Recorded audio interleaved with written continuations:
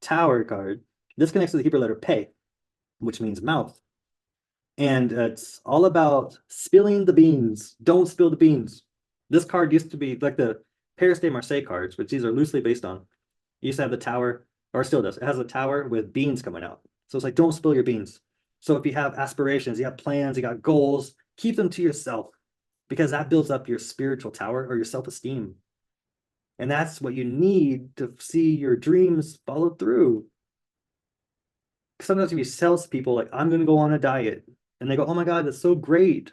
You're going to look so good. You don't need to go on a diet. And then you start to feel validated, like you did already go on a diet and already like got all that approval and attention. And then it makes you not want to do it anymore. Like, eh. But if you were to hold it in, that steam is what you really need. It gives you the engine power to keep going and see things through. And so the tower is your spiritual tower, your self-esteem, your self-worth. And also, it's like a Kabbalah tree of life is this tower. Like your Jacob's ladder is the tower. Your spinal cord is that tower. So even the Kabbalah tree of life, it has a tower, like the middle column. And you're supposed to climb up that middle column to get to the crown, which is Keter, crown. And then once you get there, sometimes you have such an epiphany that it's like, oh my God, I got this great idea. And then you just want to share it because good news, you always want to share it. But then when you share it, you might not receive exactly what you needed to hear.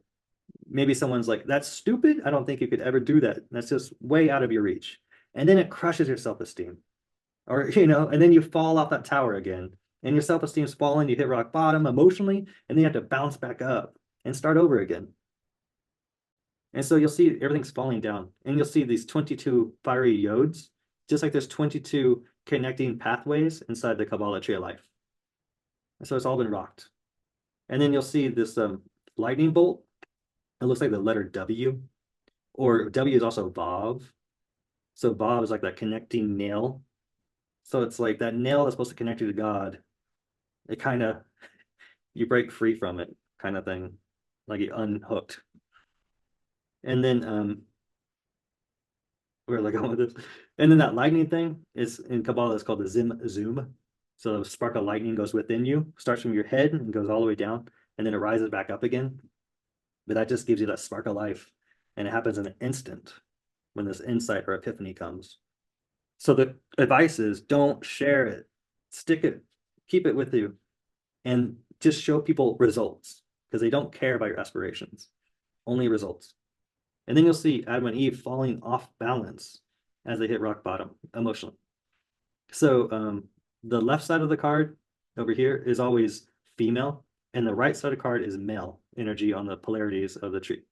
So you'll see they're opposite ends. So when they hit rock bottom, they bounce back up, and then they'll rebalance themselves and be on the right and left side that's supposed to be on, where Eve will be on the left and Adam will be on the right, like it should be in like a good Kabbalah tree of life, where it has the self-esteem and chakra system elevated and radiating right.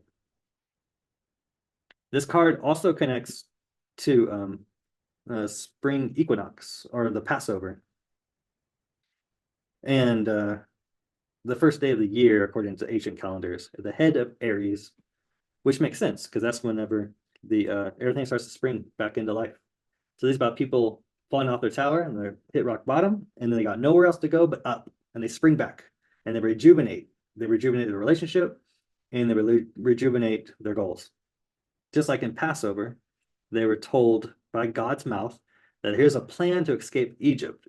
Now you'll have to keep it secret because you're not going to escape until 2 weeks later. That's the new moon of Aries. That's when God told them the plan. And then on the full moon, 2 weeks later, is when they escape for Passover.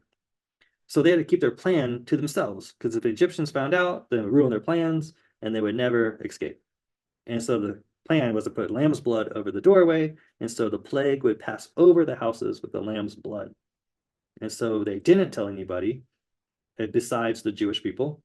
And then their plan was a success. And then they were to escape into the desert and then start their whole new life. And Kabbalists refer to this as a metaphor for freeing your mind because it was mental slavery and mental bondage. So freedom of mental slavery.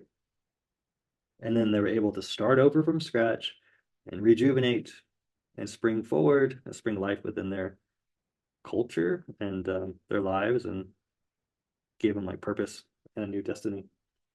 This is the first day of the year, and they would set the calendar and already plan out the holidays of the future year.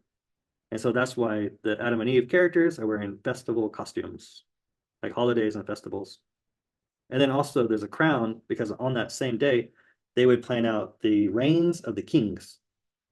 So like King Henry V, right? This year will be his 7th reign as king. The next year will be the 8th reign, something like that. So it's like making future plans and to keep them to yourself, because you don't want to spill the beans, because you lose your self-confidence. And when you seek attention, that's when you lose creativity. And also, words have power. The words you speak to yourself have power that build up your self-esteem. And the words are negative, they can crush your self-esteem. Words can build up relationships, they can break them down. All that, words have power. A lot of people do those motivational speaking or affirmations. Definitely work.